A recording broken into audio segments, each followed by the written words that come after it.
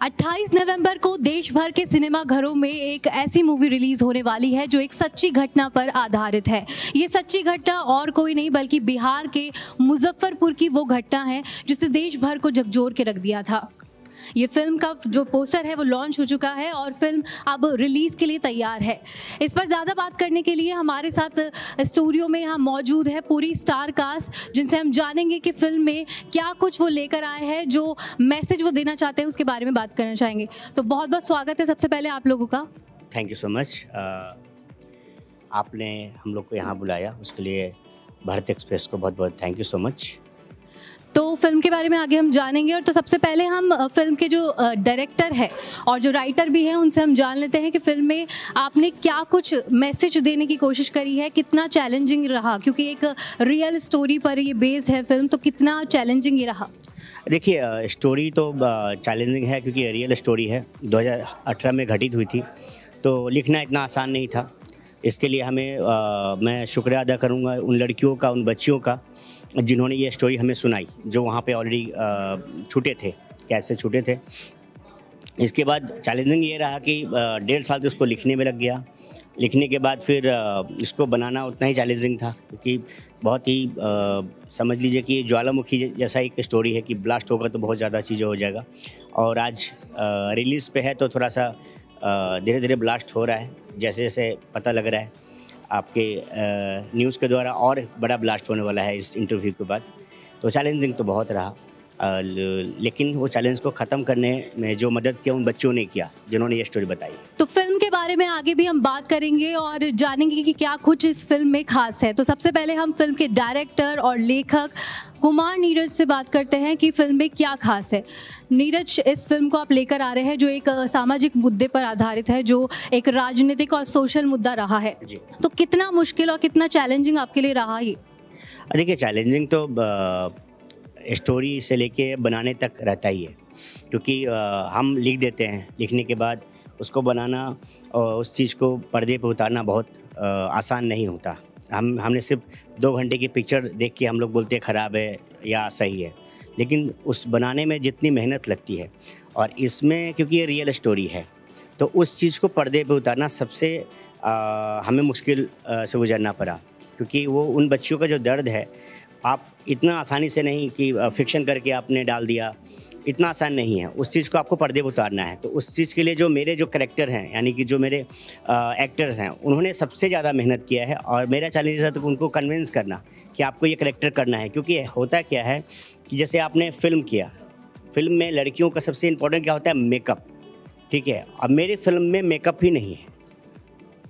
कोई भी कैरेक्टर बिना मेकअप के बोलते हैं लड़कियां कि भाई बिना मेकअप के भाई नहीं, लेकिन मेरे फिल्म में मेकअप नहीं है, तो उसको कन्विंस करना बच्चियों को कि भाई आपको बिना मेकअप के काम करना है, और उस कैरेक्टर को उन लोग को जीना, ये बहुत मेरे लिए इम्पोर्टेंट था कि वो लोग जिए कि ना जिए। लेकिन बहुत अच्छा हुआ, सबने अपना अपना बेस्ट दिया है, और मैं थैंक यू अपने एक्टर को बोलना चाहूँगा। हमारे एक उसमें हैं जो हमारे रियल जज हैं, अनिल कुमार यादव जी, जो फिल्म में भी जज बने हैं।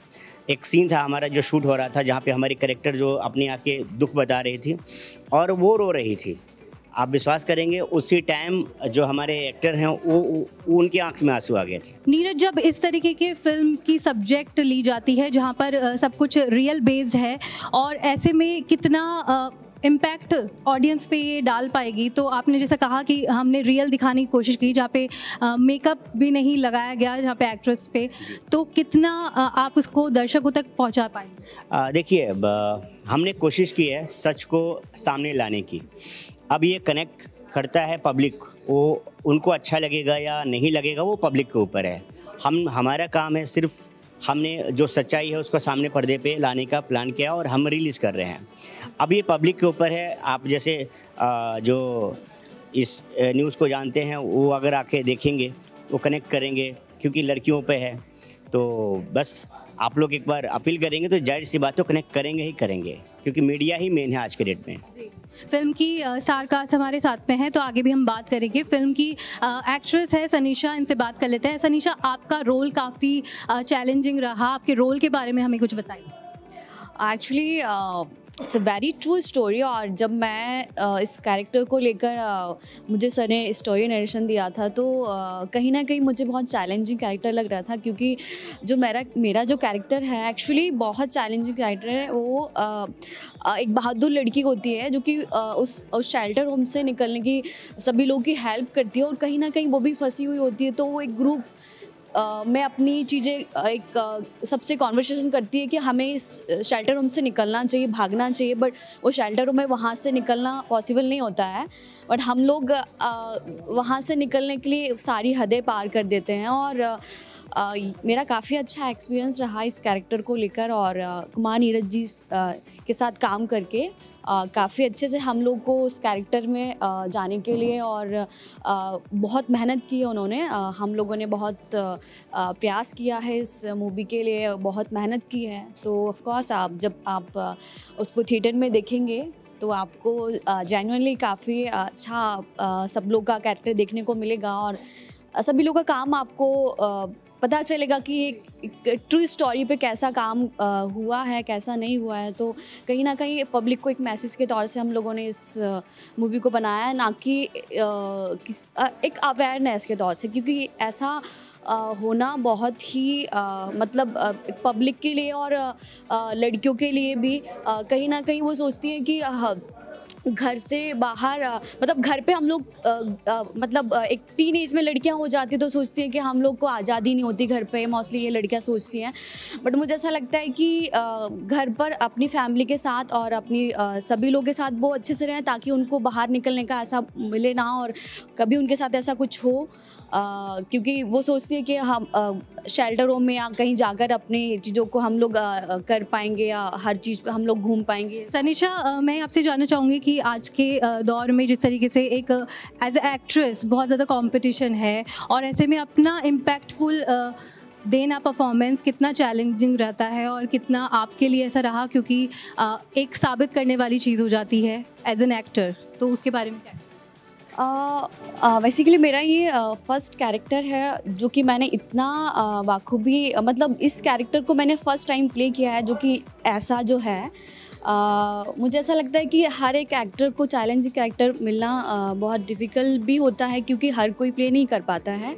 और जब हम लोगों ने किया है तो कहीं ना कहीं डायरेक्टर की मेहनत है, क्योंकि हम लोग नहीं कर पाते हैं। बहुत इजी नहीं होता है ये किसी एक्टर को ऐसा कैरेक्टर प्ले करना।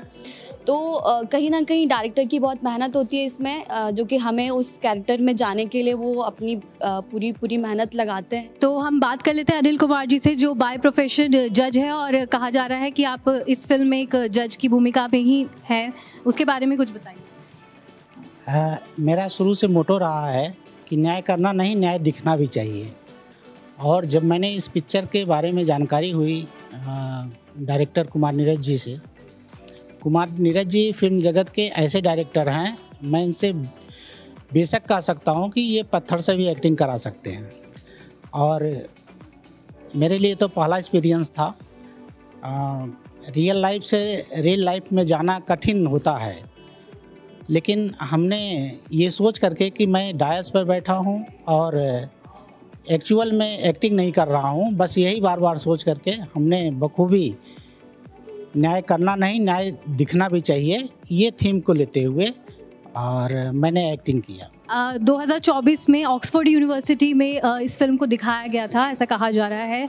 तो जब ऐसी मूवी की बात होती है और ऑक्सफोर्ड और कैम्ब्रिज यूनिवर्सिटी का नाम आता है, तो किस प्रकार का वो आपका एक्सपीरियंस रहा, उसके बारे में? देखिए, एक बात बताता हूँ। जो हम लोग को ऑक्सफोर्ड में जब फिल्म चली थी, तो ये भारत की पहली फिल्म है जो वहाँ पे दिखाई गई है, लेकिन मीडिया ने उस टाइम इसको हाईलाइट नहीं किया, बिकॉज़ अभी कैसा है कि सरकार, आपको पता है, वहाँ पे थी।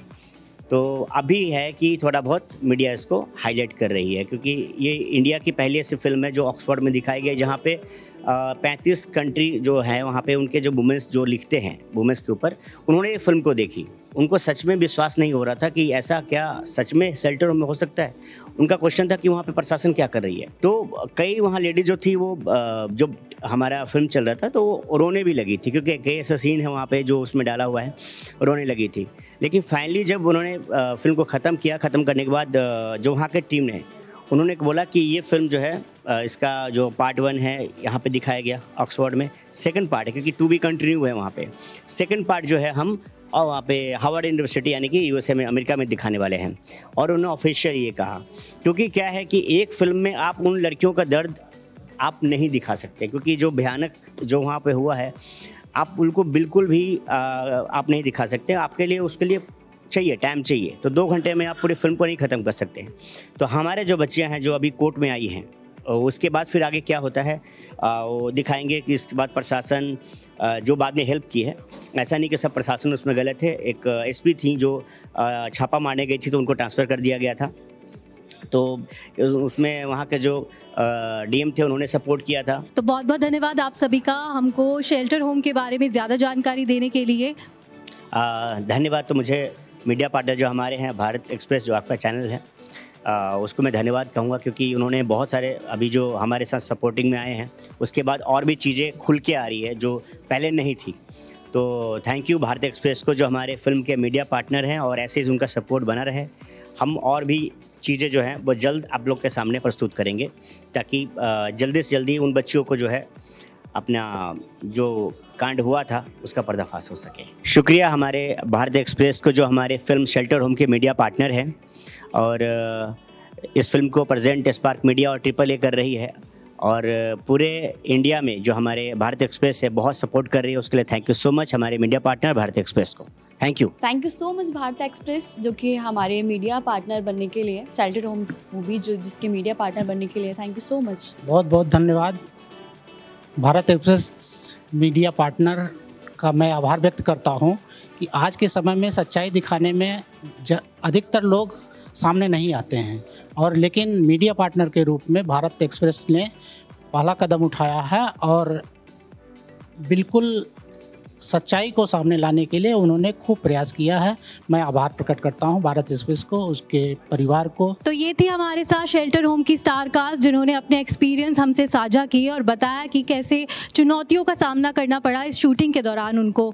तो 28 नवंबर को ये फिल्म सिनेमा घरों में रिलीज़ होने वाली है। आप भी ये फिल्म आपके नज़दीकी सिनेमा घरों में जाके देखें, क्योंकि ये एक सामाजिक मुद्दे पर आधारित फिल्म है। इसी के साथ मैं स्फूर्ति सिंह, भारत एक्सप्रेस।